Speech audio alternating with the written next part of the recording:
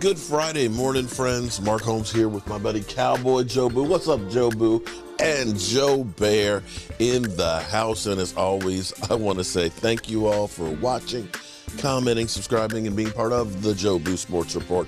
Without you guys, as well as you ladies, you know that this literally does not work. So let's get open for business here. Let's wake up the football guys. It's Friday.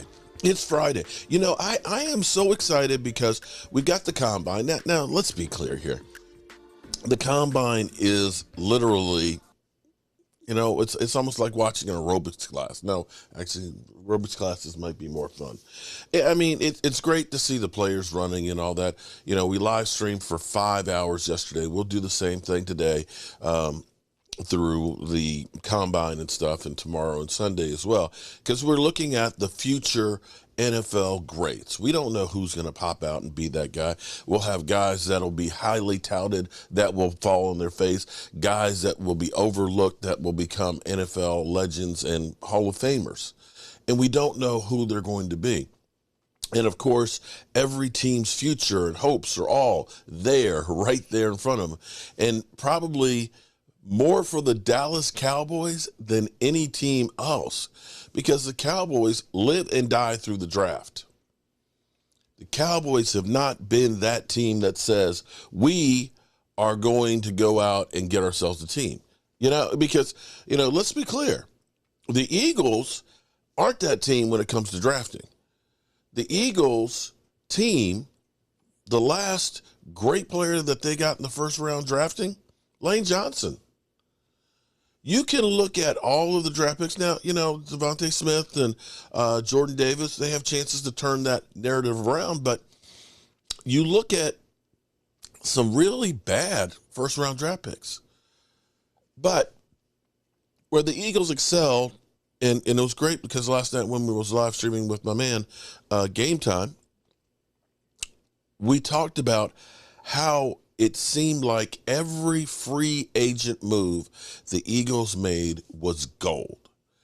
I will dare say that you could take all the big free agent moves that were made in the NFL for every team but the Eagles and stack them against the Eagles, and I bet you the Eagles came out better than the rest, better than the field.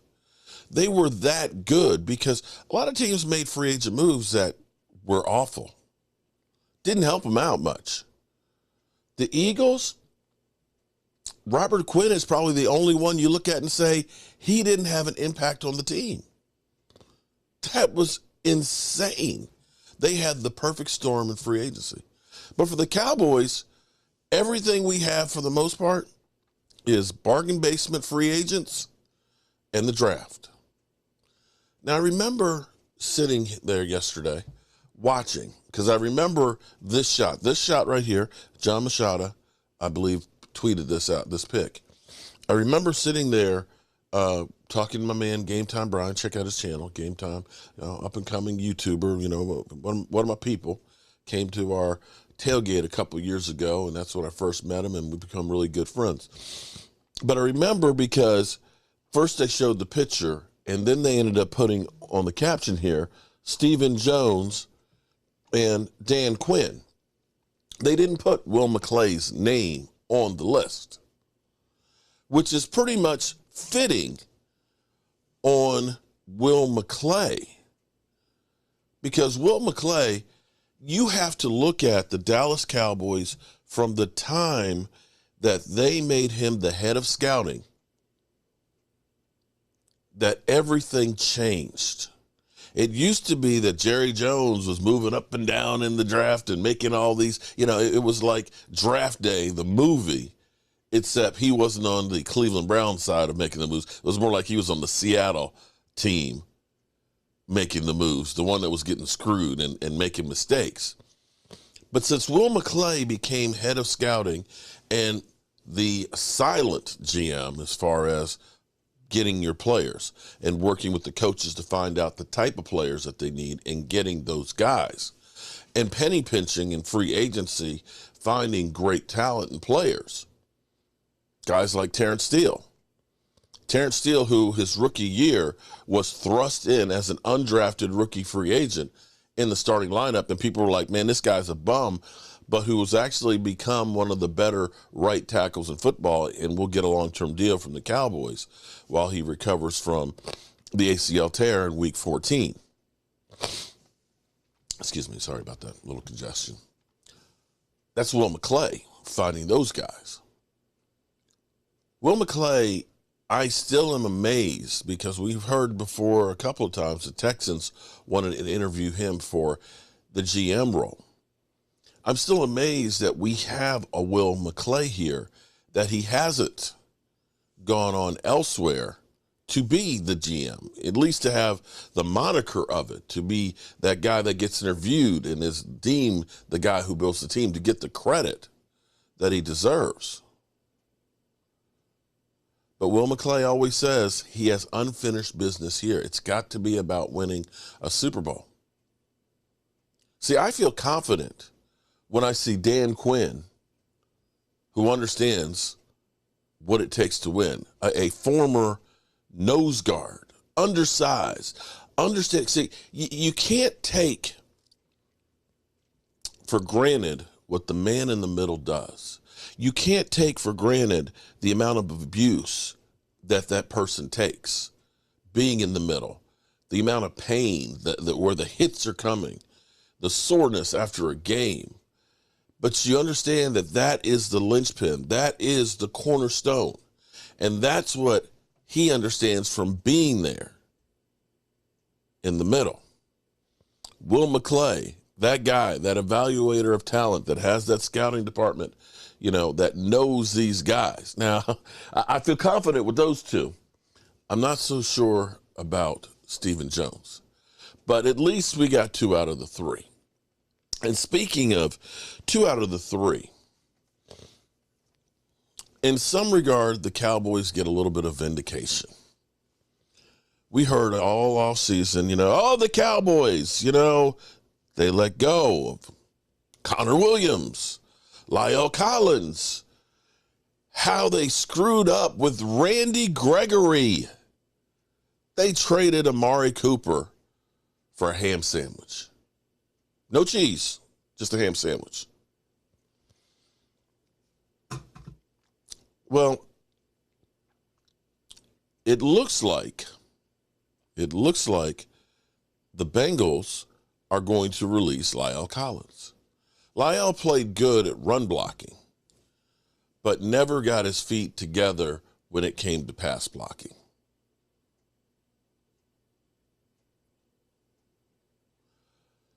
And so they look at it, a team that is in terrible shape on its offensive line. Nah, bro, we're better off without Lyle Collins. We need to go in another direction. And this is where Lyle Collins, I don't know that the Cowboys did him any services because he was moved around so much in his career. The injuries that had happened and so on just kind of started slowing him down. And so you look at that and say, well, Terrence Steele played a lot better than Lyle Collins before Lyle Collins was hurt. And then you look at the Randy Gregory situation. Randy Gregory, $75 million contract. I'm going to El Paso that one because he doesn't want to have that give me my money back clause added to it. Yeah. Okay. Randy Gregory. They signed Dorrance Armstrong. And although, let me take back a little bit.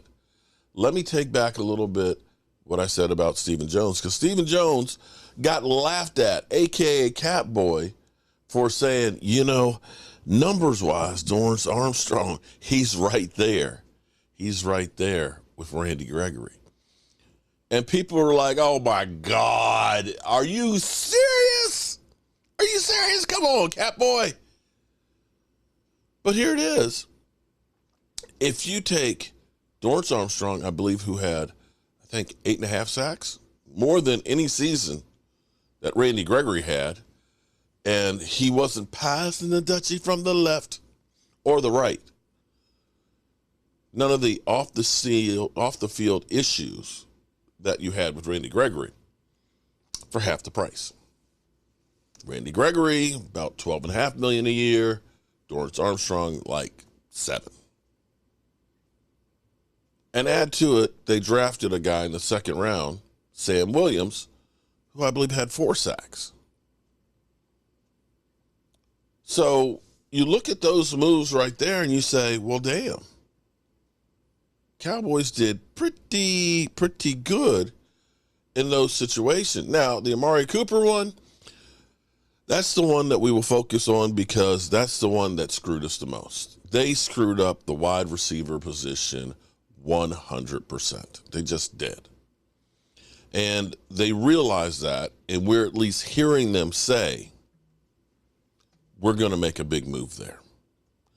I don't know why they're telling us all that we're going to make a big move, because if you're one of those teams that, or those free agents that are out there that are being talked to, you know you're the big move and that you're going to have to, you can negotiate harder because they want to make a big move. I just don't understand the Cowboys. The thing that's also interesting to me, and going through the combine, and again, I was talking with Brian on this one as well, is I think about the Derek Carr reinvention. Derek Carr, who's doing his world tour, his NFL tour right now, you know, he was talking to the Panthers, he's talking to the Saints, he's talking to the Jets, you know, and everybody is like, me, come on to me. And, you know, now we're hearing that maybe the Titans may be involved in that too. And that everybody is looking and saying, this is the savior for our team. And I'm sitting here in my mind thinking that there's no way that Derek Carr, who just left a contract that was $40 million, a guy who's now wanted by possibly 4 teams, maybe even more. There may be some other ones that get into the bidding war, because now there's a bidding war for him that I'm sure he's going to be $45 million or more per year. $45 million more per year. And I think about where New Orleans was with Jameis Winston. Jameis Winston, who had a 30 touchdown season, although he had 30 interceptions, he was 30 for 30. If you could eliminate some of the interceptions, he's got the arm.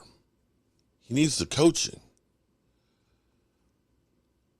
But when he was actually the starter for the Saints after Drew Brees retired, he was playing phenomenal. He had them leading their division in 2020, and they were looking better than Tampa Bay. They were looking better than Tampa Bay until he got hurt. He didn't even get a chance there in New Orleans. And I'm thinking that, you know, Jameis Winston's contract, which is pretty team friendly, I still believe he's better than Andy Dalton at this point in his career. But now you're talking about $45 or $50 million for Derek Carr, who in 15 games this past season, I'm trying to understand this. In 15 games this season, had 3,500 yards and only 24 TDs, okay? 24 TDs and 14 interceptions. 60% completion percentage. Now, I don't think that that's great numbers when you look at what he had around him. Am I wrong on this? Because these things aren't equal. He had Devontae Adams, arguably the best wide receiver in football. He had Hunter Renfrow. He had a phenomenal, the NFL rushing champ, and Josh Jacobs. And why I can't remember their tight end. And I always say this, I can't know why I can't remember their tight end, and then it usually flashes to me. But Darren Waller. I don't know why that always happens. I sit here, it's like I can't remember the name, and then it's Darren Waller. 3 outstanding pass catchers. 3 outstanding pass catchers. And the best running back in football last year. And he could only get 24 touchdowns with 14 interceptions? Compare that to the Dallas Cowboys wide receiving core. Just, please. Dak Prescott haters, please compare those.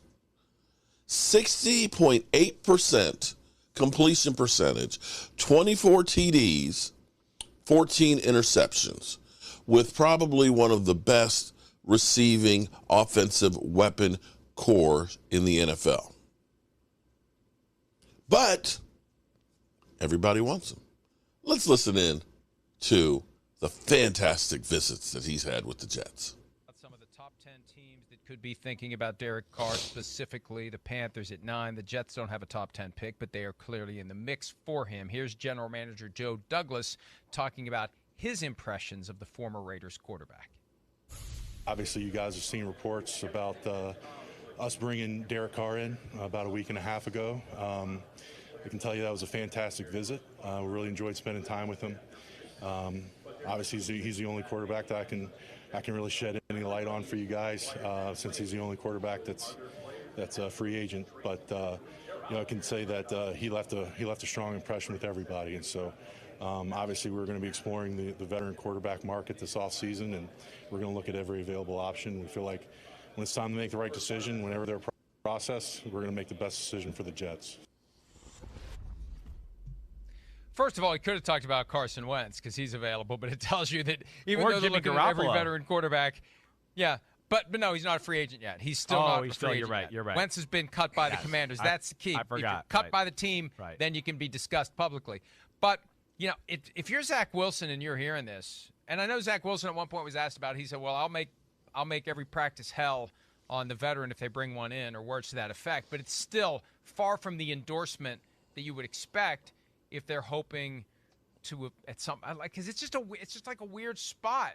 Like, hey, veteran, we want you to come in. Zach Wilson's still our guy long term, but we need somebody for now. And it's just a nah. I don't know how you lure somebody into that. Right. Yeah. What part don't you buy? I don't buy that the Zach Wilson's the long-term thing right now. I don't buy that. I think they're kind of trying to say that, and they're, we want to keep, he's still here and we drafted him. Mm-hmm. And, if this veteran quarterback gets hurt, then we still want Zach to feel like, hey, we got confidence in him and all that type of stuff. Right, and in case a team maybe wants to trade for him, it keeps the positive vibes going there a little bit as well. But no, from the way they're talking, their actions, no, Zach Wilson's going on the back burner, and whoever comes into town, and if he plays well, then he's done. See ya. It's just not that he's like see you at the door, but he's not going to be the guy.